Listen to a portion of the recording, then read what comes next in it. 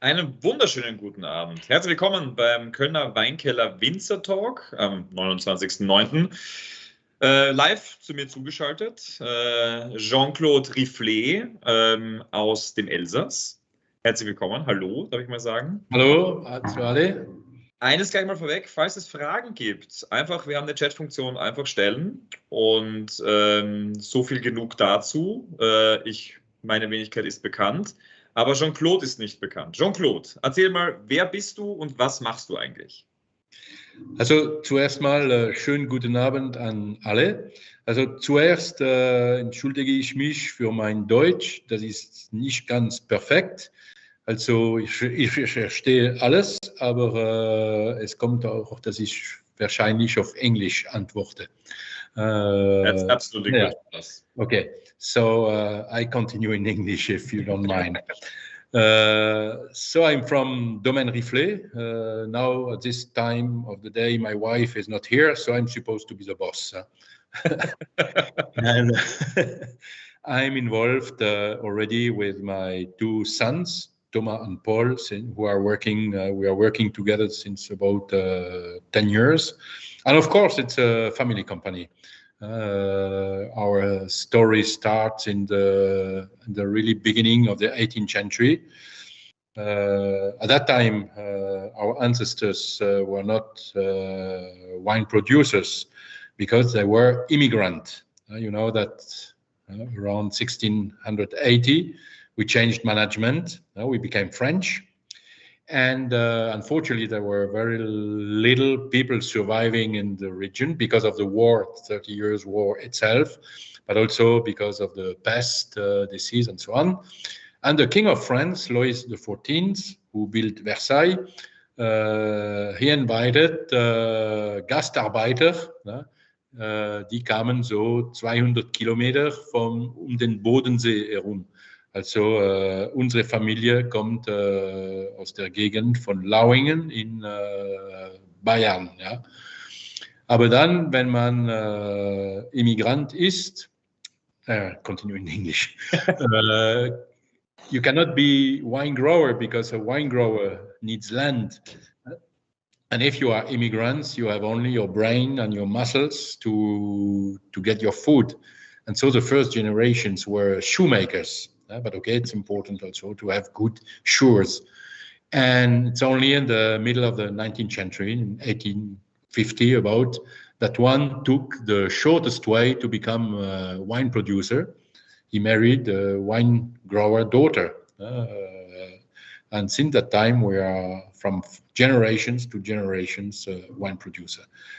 And today, the estate is 22 hectares big. Stretched on over 4 towns in the neighborhood. So Pfaffenheim, where we are living, that's, if you can picture Elsass, that's 10 kilometers south of Colmar, so in the southern part from Elsass. And just next to us, there is Ruffach, the little town, and 2 other villages, Westhalten and Sulzmatt. And this, our vineyard, so 22 hectares, is scattered on about 70 blocks, so 4 villages, as I told it, and about 15 different type of terroir, of stones, of geological difference, so a huge diversity. And of course, since more than 10 years now, we are 100% organic certified. That's always nice to hear. Maybe before we are heading to your wines, you mentioned about the 15 different soils, terroir, stones, with which you have on your 22 hectares. And I learned in my books that Alsace really has a vast diversity in terms of terroir. So, and that's really what actually makes Alsace unique, or let's say exactly special. But the question is, why? Why, where does all the stones come from? Well, you know, when it comes to geology, we are almost everyone is lost in the different era. But we all know approximately a date which could be a reference. That's 65 million years ago when the dinosaurs disappeared. Oh. And for example, we have vineyards in two Grand Crus, the Zinköpfle and the Steinert. And we also have a red wine on another terroir, which is Strangenberg. So if we consider these three different types of soil, which are distant for about 5 kilometers, that's it. If you consider that our dear friend, the dinosaurs, they were walking on Earth for about 120 million years. Now, if we take the Zinköpfle, so the Zinköpfle, that's a hill, it rose up about 30 million years before the dinosaurs had appeared on Earth, okay? Then we have the red wine from the Strangenberg. We had the second Grand Cru, the Steinert. It's limestone from the Jurassic. So you could consider that the dinosaurs were walking on the Grand Cru Steinert. And at last, we have the Strangenberg. And this one showed up when the dinosaurs already have disappeared since 30 million years. And this within 3-5 kilometers. So Elsass, the different terroir from Elsass, rose up from a real chaos. And even nowadays, we are always on 10 days ago, we had an earthquake here with almost 4.5 on the Richter scala. And so, it was it was a Saturday afternoon. I was doing my nap and I woke up. Okay. Really. So Alsace comes from a diversity. Also, the sea was here for 2 times. Of course, we had a common geology with Schwarzwald just in front. I can see it where from I'm sitting right now. See the Feldberg just over. And so it's a big diversity. And we are dealing more and more with this diversity. Yeah. And that's also, I would say this is also what for me, for myself, because I'm a really big Elsass fan, because I like, as you already told it, this diversity and this also would say the climate influence, because you have the mountain range, the Vosges, and the other one, the Black Forest, the Schwarzwald, and in between you have the Rhine River. So there's much going on as well, and not only in terms of geology, but also in terms of topography. And for me, it's unbelievable which grapes there, or we would say which qualities can grow there. And I would say we stop talking about the wines, about the qualities, and we'll taste them. Today we do something quite maybe some unusual. We are tasting wines, of course, the normal way, but we will focus much more on the structure of the wines, because I think that's the key for Alsace, to taste the terroir in terms of the mouth feeling, and not only about the aromas, because aromas come mainly from the grape, and the terroir, the feelings of the minerality, it's often also called, you will taste in texture. And we will start today, as you wish, with the red. Okay, yeah. But before, just I think I have to give a little explanation, because you know, when you discuss with a French producer, the second word in the discussion is the word terroir, and that's a funny word, because it's a word that only exists in French language.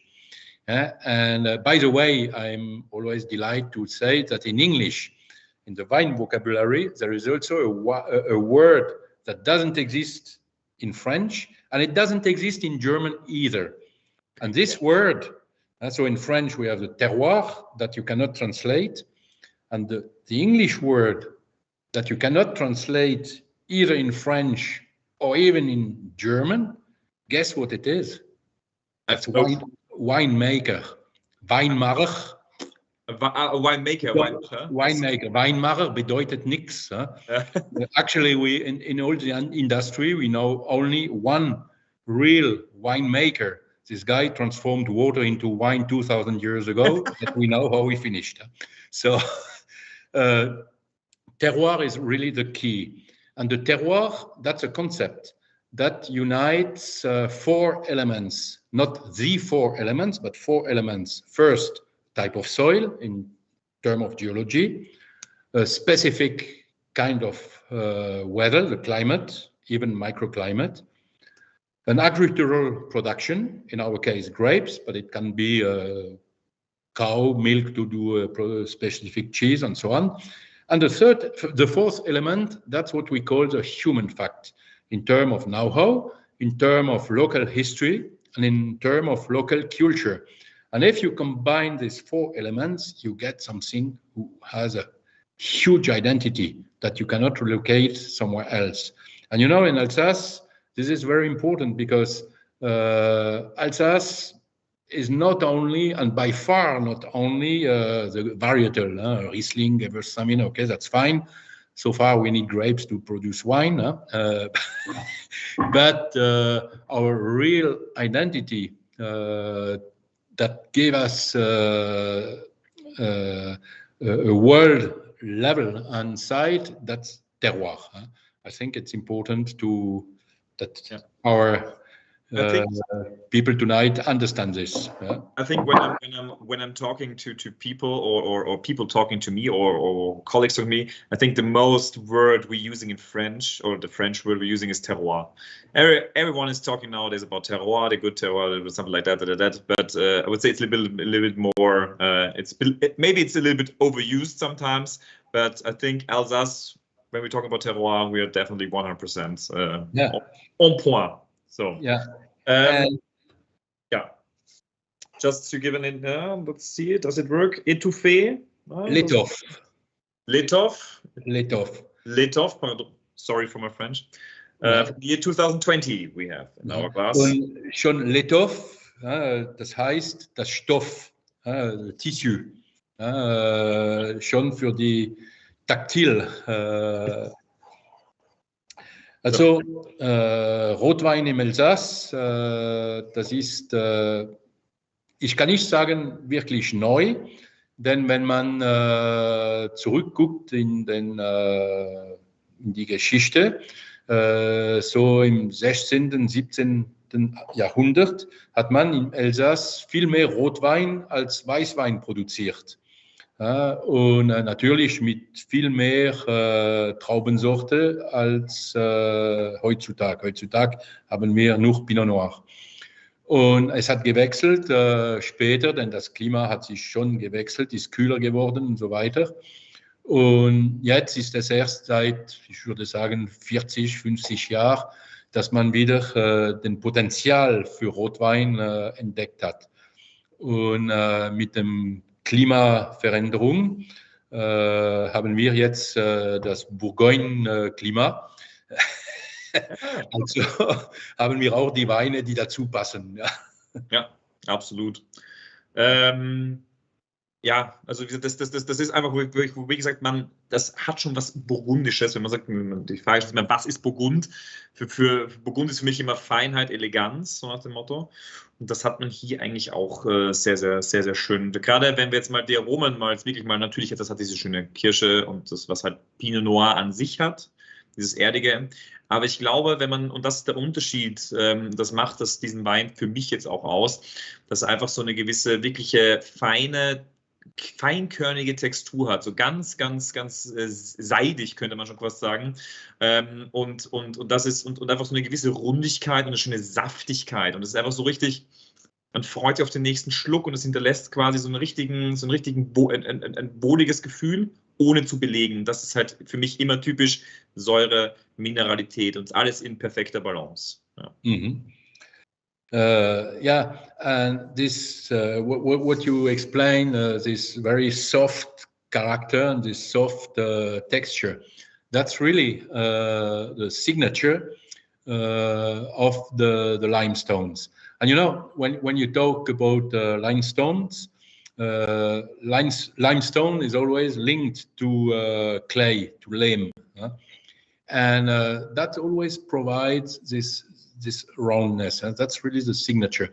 And I'm used to, when I'm quite a lot of time, we organize here a blind tasting in black glasses. And so I always ask people to taste the wine with in a kind of Chinese portrait. If this wine would be a landscape, is it a flat seashore from the Noordküste, or the little hills, or the Alps? And definitively, by this one, we have something which is a little bit hilly, alive, but not very sharp, not big angles, and very soft. It's really tissue, velvet, even velvet.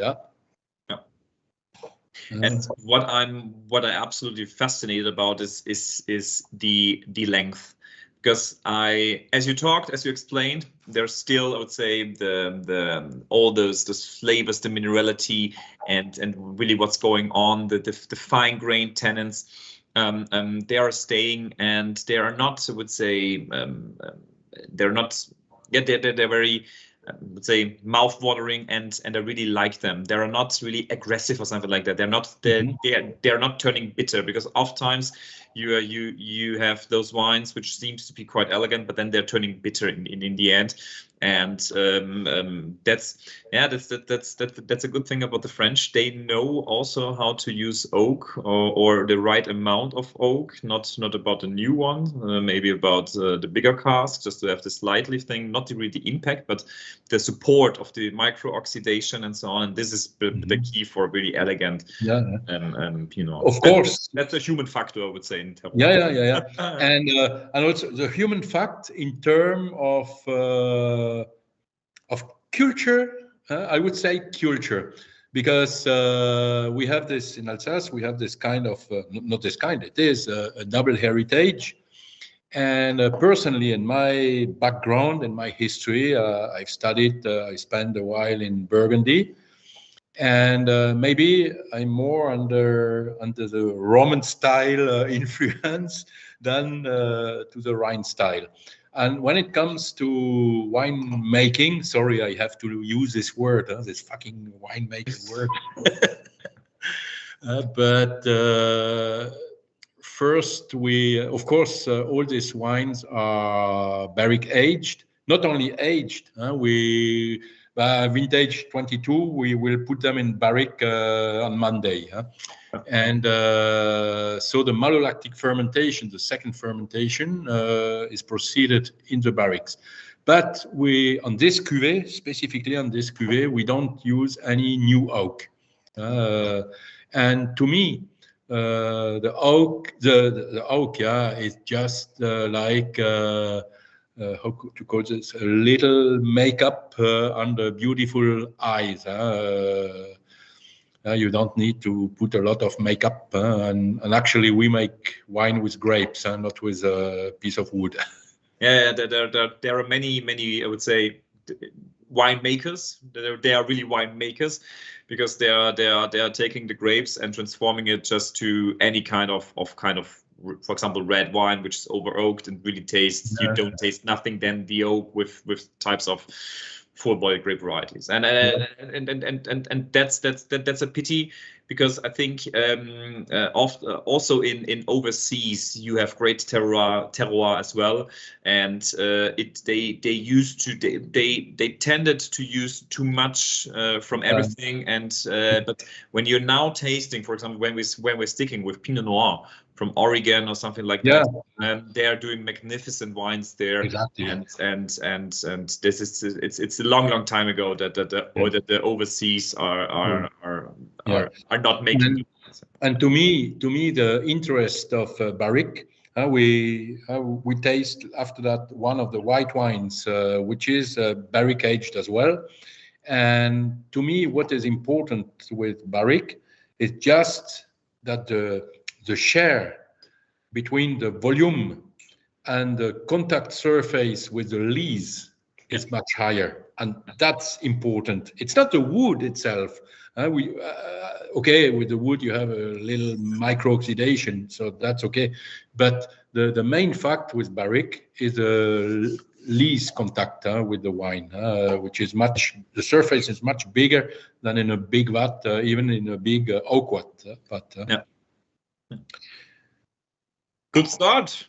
Very nice. I after our talk, I will have a glass and enjoy it. Yeah. And so, this is a wine also that, our culture in Alsace, in France in general, nobody will never sip a bottle of wine sitting in the evening in front of the TV. That's not in our culture. Yeah. So all the wines are dedicated to be enjoyed with food.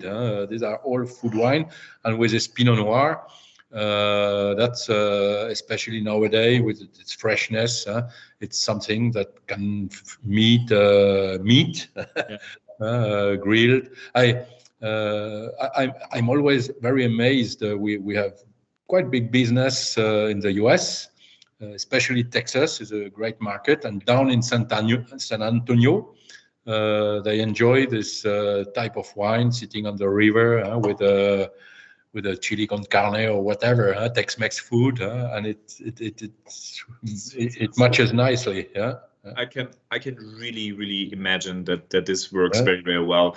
I mean, when we're talking about food and wine pairing, especially with this type of very elegant and filigrane Pinot Noir, for me, I used to have something what I really liked in the restaurant, to take something really braised, like an ox cheek or something like that, which is quite powerful and intense. And with this kind of acidity, you're really breaking up everything, and you lift and you light up the dish.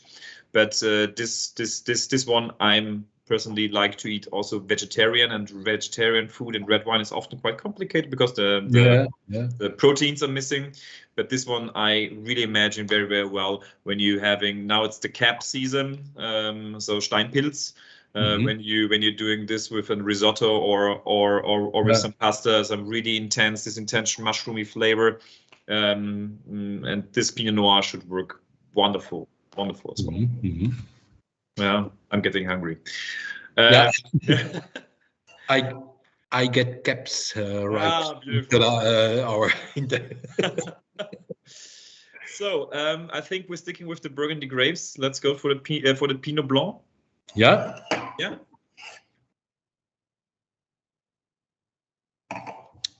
So first, Pinot Blanc. That's this wine is issued from our, let's say, grape varietal range portfolio. And to be honest, we sell these wines only on export markets. Okay, why? Why? Because it's okay from our entry level, like the red wine was actually. And if you check the label of the red wine, you can see that, the name is Letov, but the name of the range is Ad Quadratum. The square, the circle comes from, the square comes from the circle, or the virtuous man, and so on and so on. There is a story. And in terms of white wine, we decide more and more to go after blends rather than pure grape varietal. So let's say that in the Ad Quadratum range, the wine that replaces this Pinot Blanc is called L'Aplomb, the plomb, so very massive, vertical. And it's a blend between Pinot Blanc and Pinot Gris with a little bit of Riesling, about 10%. But okay, this Pinot Blanc is about the same. It comes from the same locations, a mix of a blend of several blocks, but on a very deep clay ground. It's not a rocky place at all. It's a really deep clay, so in lower altitude situations. And really here you can feel, even more than in the red wine, you can feel this roundness and this power. If you could picture this wine in a shape, definitively it would be a sphera, a ball, not just a circle, but in 3D, 3D dimensions. Yeah. It's a wine which is bone dry.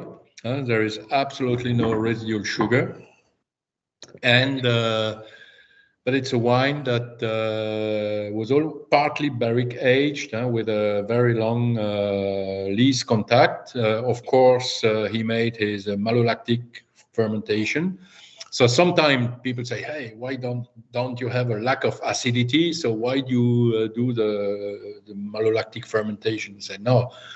You know, when your grapes are ripe, the malic acidity is anyway very low in the grapes. The malolactic, the Milchsäure, die vorher. Apfelsäure, yeah, is destroyed with when the temperatures in summer are over 30 degrees. So in 22, for example, you can imagine that there is a very little malolactic in the wine. So even if he does his malolactic fermentation, it doesn't change a lot in the wine itself, and you don't get this yogurt taste and so on. But it brings this softness because the leaves are a little bit different. They are moving in the barrel and so on, and that helps to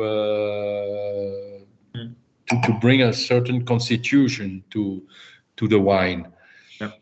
And really, he has the character. You can see the landscape in it with this hilly Vosges foothills with a fresh shadow that stretched out in the afternoon and so on. And yeah, that's a wine that you can enjoy possibly outside of the meal. If you come back from the office to rest and relax with a glass of wine, this one could make the job. Yeah. For me, there was a reason why I wanted to select this special wine, because Weißburgunder, as it's called in German, in Germany they are turning the Weißburgunder, the Pinot Blanc, to something I would say quite over fruity, quite artificial type of aroma, fruitness, and here, as you mentioned before, you have, due to this minerality, due to this lees aging, you really uplifting the Pinot Blanc, taking out those over fruitiness. There is of course some elegant fruit, but much more creaminess, much more this, from the clay, this intense texture, this quite dense texture. That's the right English word for that, and it's not heavy. And this is a combination which you rarely find, and powerful or intense wine, which is not heavy and is, as you mentioned, is easy to drink and does not lack in acidity. And this is actually one of my absolute favorite Pinot Blancs that we have in our selection right now, because of this things I mentioned, and as you totally said, and absolutely right, you can drink it by itself or with food, with easygoing food. So even with of course with fish, with some grilled vegetables, all kind of vegetables. It's a really an all-rounder, I would say, when it comes to food and wine pairing, or really sharing with friends, because everyone actually thinks I like this style of wine. Yeah. Right. Yeah, but what we didn't talk actually about, and that's quite curious. You mentioned this wine is bone dry, and many people, when they heard Elsass, they're thinking about those Gewürztraminer, more sweet than something.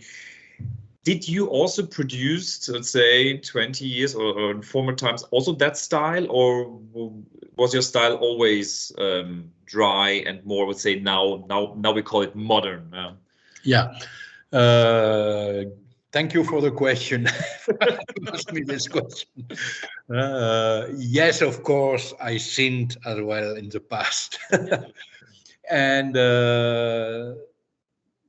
that comes a little bit from our history, from the local history. And I think somewhere it was exactly like in Germany, because our history was common at the time. And everyone, my daddy and I too, in the 80s, even the early 90s, we were all running after the Huxley race. If more Huxley you had, a good wine was automatically a wine that was the richest of your cellar, was the best wine. And then comes this thing with Vendange Tardive. So Vendange Tardive, Spätlese, that was perfect. But then the drama was all these wines who were, the picking was delayed to make late harvest. And at the end, you didn't reach the Spätlese level. And then you had something which was in between. It was not a dry wine anymore, and it was not a Vendange Tardive. And then we shoot we say in French, on sait tirer une balle de fusil dans le pied. We shoot in our feet because some colleagues, they sold wine, say, okay, take this wine. It's like a Vendange Tardive. It's not completely a Vendange Tardive, but it's sweet. That will make the split, and it's much cheaper anyway. Yeah? And that was a way that we lost the German market. It was dramatic.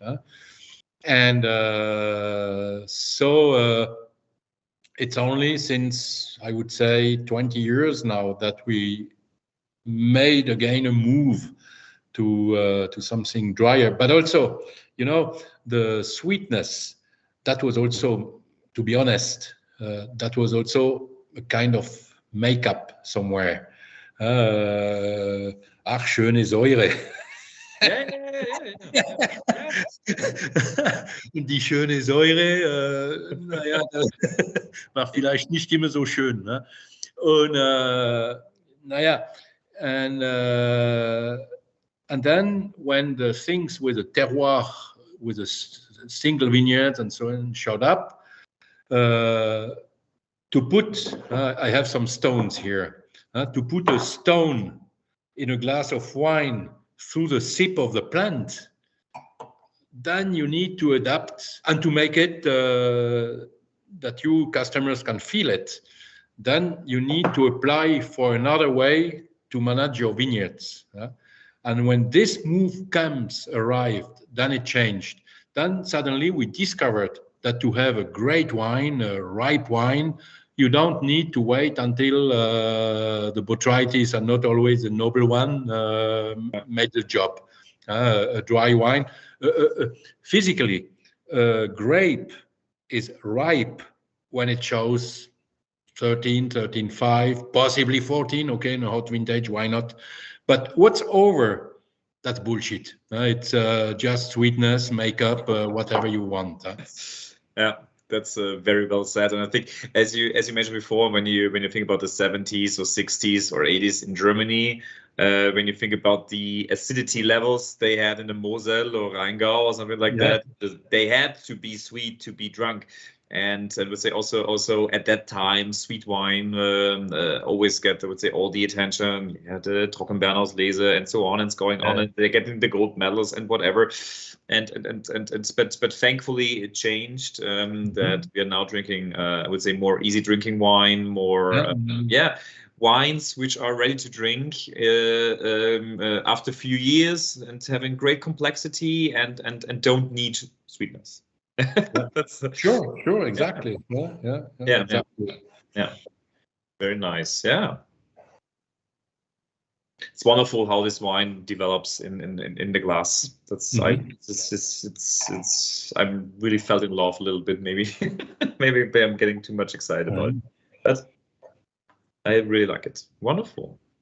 Yeah, I must say, in Alsace, Pinot Blanc, when it comes to Pinot Blanc, mostly, in reality, Pinot Blanc is a blend of two grape varietals. You have to know this. Yeah. You have the Pinot Blanc itself, what we call the real or the true Pinot Blanc, and there is a Auxerrois, which is cousin of the Pinot Blanc. Yeah. And mostly it's a blend between both. So it is a blend, this wine too, but with a very limited share of Auxerrois. Auxerrois brings flavors and low acidity. And the Pinot Blanc, the real Pinot Blanc, is very straight and more discreet in terms of aroma. So it's right that the combination between the both, sometimes the blend is better than each one separate. Yeah. Auxerrois is actually quite getting, I would say, an renaissance in Germany. Many winemakers, or some of them in Baden, in this region, they are planting Baden and Pfalz. They're planting Auxerrois. Because it can do quite interesting wines, especially when you do it more in a natural winemaking style. So then because then you are balancing the lack of acidity. Yeah. So it's quite interesting. And we did not talk because Elsass actually has something quite unique, because you get the noble 4 grapes, I would say, and we now tasted 2 of them, which are actually two grapes which are not included of the noble 4, and the system of Grand Cru and noble 4 is really unique, because many people know the Grand Cru of Alsace, but they don't really know that only, let's say, mainly 4 grapes are allowed for Grand Crus, and not in every Grand Cru every grape is allowed. Yeah, this is also a remaining from of our history, but maybe forgive me if I will be a little bit long, but I think at that point it's very important to do a little flashback in the past. So in Alsace, next in Rouffach, next from here, there is a museum, a little museum, and in that museum there is a Roman milestone, dated from the 2nd century of our era, and on this milestone there is a grape which has been carved, and that's interesting because when you consider that in the 2nd century of our era, one guy sat down for maybe half a day or a day to carve a grape in a milestone, in a road milestone, that means that already at that time, the vines were already something that you could see in the landscape, that was effective. And that was really the beginning of the vine growing in our area. And nowadays, if you consider that, if you think that Alsace, the tradition in Alsace are the pure grape varietal philosophy or marketing, it's a tradition, that's true. But if you take it out of 800 years of vine growing, it's a tradition, the grape varietal philosophy, which is only 120 years old. And before, during the golden era in Alsace, I mean the 16th, 17th, even the beginning of the 18th century, Alsace wines were not sold through the name of the varietal, but after the name of the city, of the town, and if you want to go more in the details of the name of the soil. Exactly like in Germany at that time. The Leibener Zone Ure, we had the Pfaffenheimer Steiner, and so weiter. And things start to change when we changed management in 1871. Just imagine that in one night, without moving, we passed from the position of a northeastern wine area to a southwestern area. Yeah. And at that time, at the end of the 19th century, all over Europe. All over Europe, it was, of course, the Industrial Revolution. And also, for example, the railway network that stretched out. And before that time, the wine business, the wine consumption, the wine production was in the hands of wealthy people. In France, but in Germany it was the same. It was the clergy and the nobles. And it was only in the 19th century, when people moved from the countryside to the industrial plants, to the cities and so on, that the wine became popular, because also the wine could easily be transported by the railway from south to north. And from that time, that was a catastrophe, because at that time, I imagine in the coal mines in the Saar or in the industry plants in the Ruhr, or in the coal mines in northern France, it was the same. The wine consumption, the daily wine consumption, was calculated by liters by capita, by day. So in other words, quality and origin, that was, nobody did care. The main thing was produced volume. And from then, okay, we were under German management.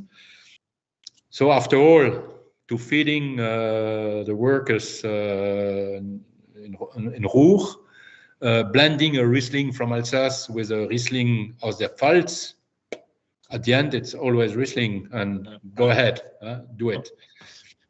And there is another reason, and forgive me, but I have to tell it, historical, darker history. At that time, the rulers, they were not automatically really interested that Elsass gain a fame on its identity. They prefer keep us in the shadow of the grape varietal.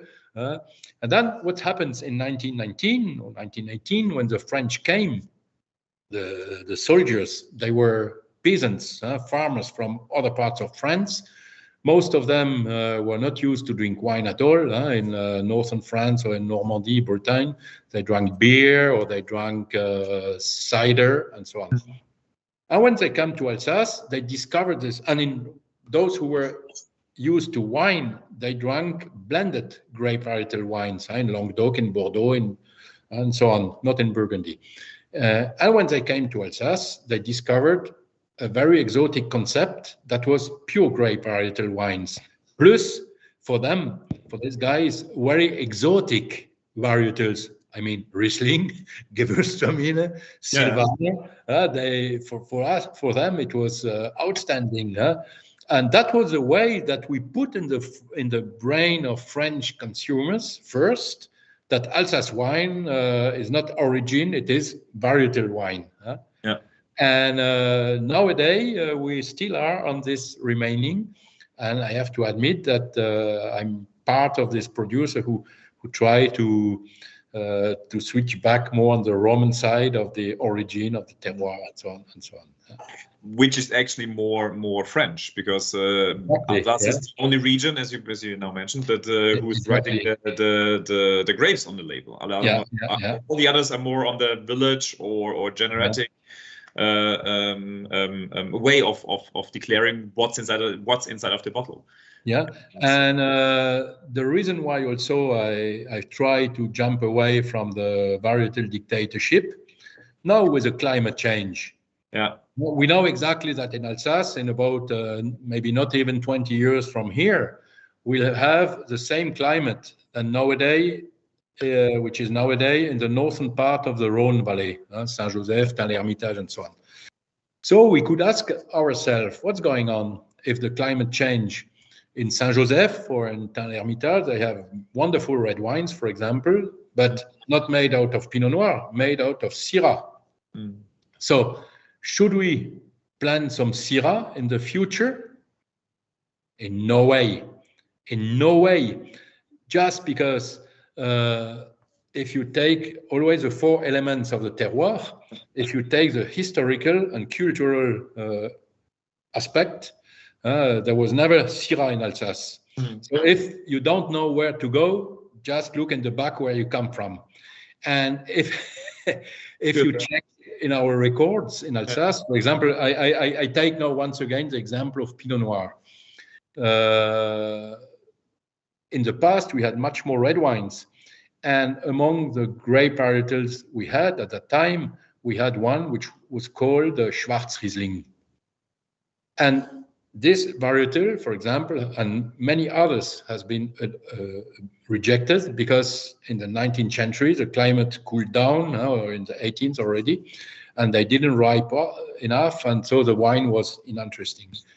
But nowadays, when the climate gets warmer, maybe too hot for Pinot Noir to preserve the freshness and so on, who knows?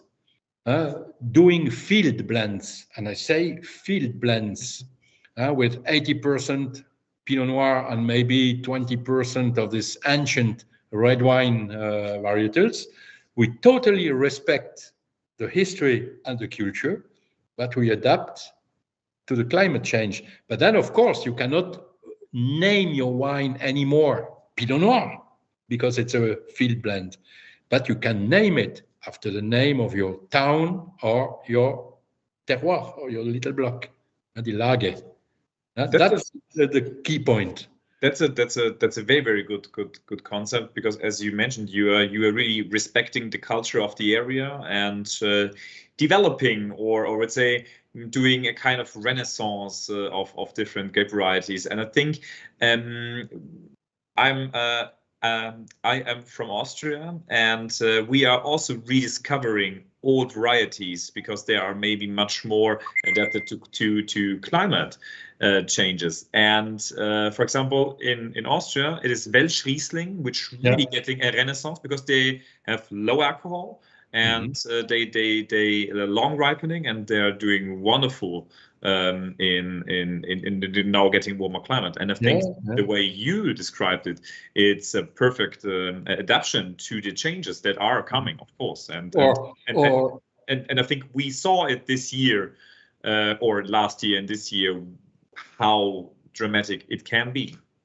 Yeah, and even without going back in the past to find out what we should do also in the future. You know, if you on an environment purpose, now the research has found out some new grape varietals who are resisting against oidium or Peronospora and so weiter. And then you don't have to spray any pesticides and so on. That's also an option to use this type of grape varietals. But we have one in Elsass, which is tested at the research center in Kölner. Its name is Floréal. In no way I could imagine my wine named Floréal, but the wine itself is very similar to Riesling because it's a crossing between Riesling, Muscat, and whatever, I don't really know. And using this grape varietal, that's great. Yeah. And naming the wine after the soil or the location where it comes from, it works perfectly. And you respect the environment expectation of the consumers. You see, it's the blends and is a modern way to conceive the wine for the future. That's very good. I'm looking forward to tasting those wines and how the change will happen, because I think myself, I'm 30 years old, and when I'm thinking 40 more years, I will drink loads of wine, hopefully. And everything will change. But we still have one wine missing. We should take our time, because I already put it and I already smell it, and I think it's absolutely worth really paying attention, because it's magnificent in the nose. So this is typical terroir wine. We are with the colleagues, because it needs to be collective. We apply for Premier Cru appellation, which is not fixed yet in Alsace. Premier Cru, große Gewächs in Germany. Or no, erste Gewächs. And this is, it's always funny once again, the local history, the local culture. Mm. If you taste this wine, you can feel something very vertical, very even cold somewhere, with sharp edges. But can you imagine the name of the vineyard, where it comes from, is called Steinstücke. And if you look at the stones, this is a stone, that's a stone, but this one, this is really a Steinstück. It's not just a stone.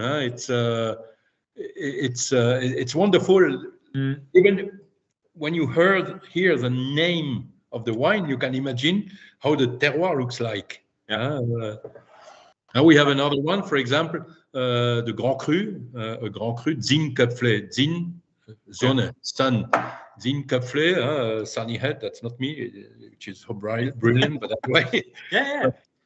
Zin Köpfle cannot be a shady place. It's automatically, you can imagine that it's south-faced, steep, located in a hot place, and so on. That's funny to do the link. But it's, I would say, that's the similar thing in Germany, where you have Der Rote Hang in Nierstein, hasn't it? It's red slate actually. Then you have Pechstein. You have, so it's really often is it really, and you really can, the name of the vineyard really gives an I would say, in feeling how the wine will taste, and you definitely get that, because as you mentioned before, you have this stony minerality. This is very hard on the palate, you could say, but not in an unpleasant way, because this Riesling is well structured. It has this oily character, and with this minerality, you are taming it. Because if it would be lacking of this minerality, it would get much more of this creme brulee feeling, much more bright. But this minerality really keeps it. On the sides here. And it's wonderful. It's a very good example of Alsatian Riesling, because for me often. That's the perfect combination of extract, minerality, and freshness, and this is unique for me for Elsass. For example, if I would put this wine into a shape, compared to the former Pinot Blanc, the Pinot Blanc was a sphera, and on this one I can feel a pyramid. With a very narrow base, but very tall. Not the Egyptian pyramid, something much taller, vertical, and with the angles, actually a little bit like the stone. Actually fits quite well. And then in our process, in the winemaking process, if you want to respect the identity, you must do whatever you can to get that you can feel also this the sharp edges, this pyramidic, and what is very funny on this one. So it's a sandstone, so it's also a very old rock. I don't know if you can see it. You have some fossils here. Fossils. Oh, that's good. That's nice. So very old, and it's sandstone. So without any clay, and that's the reason why it's not a round wine or soft wine. It's vibrant. It's a very vibrant wine. And I like music. This is die Eröffnung von Tannhäuser. Tannhäuser? Eröffnung, very deep. It comes from down and goes up like this, and then you have the little decoration on the sides. I'm not that into music like that, but I definitely know what you mean. But now you go on Spotify and you type Eröffnung Tannhäuser. It's wonderful. And the Pinot Blanc, that was Brandenburger Concerto, number 3 from Bach. as we are putting this whole video now on after our talk on YouTube, I will check it out and then I will listen, because I already forgot the names, but I will get it out. And then of course, and that's quite interesting to taste wines with a different music. That's quite interesting to do that, because it really changes the way you are tasting the aromas of a wine when you're playing, for example, rock and roll or blues or classic music, and you're tasting the same wine. That sounds really crazy, but you should also try it. That's quite interesting to do that. Well, yeah, what should I say? Those are 3 lovely wines, and I think your wines really show what Elsass is now, and it's dry, it's terroir, it's really unique, and there is no sweet. Of course, you will find in some wineries still some sweet wines, and of course there can be also very fantastic. But this what we tasted today is really outstanding wines, from the Pinot Blanc, the Pinot Noir, and of course the Riesling. Thank you very much. Thank you. Yeah, I think everyone has now a good imagination about what you and your family do. And next time when I come to Elsass, I will definitely visit you, and we will have a glass or two. 2 or 3. And talk a little bit. Jean-Claude, thank you for your time. I will now let your dinner, your cabs are waiting, I would say. Yeah. And yeah, thank you for your time. And when you ever come to Cologne, you are very, very welcomed. It will happen, yeah. And yeah, if you have anything to say to our customers, now is the chance. If not, I say thank you. I just say thank you, danke schön für mitzuhören. Noch einmal Entschuldigung, wenn ich praktisch kein Deutsch gesprochen habe. Aber naja, es ist einfach auf Englisch, ja, wenn es ein bisschen technisch ist. Ja. Ja. Also, Prost, und sollen Sie mal ins Elsass fahren, so sind Sie alle recht herzlich auf unserem Weingut willkommen.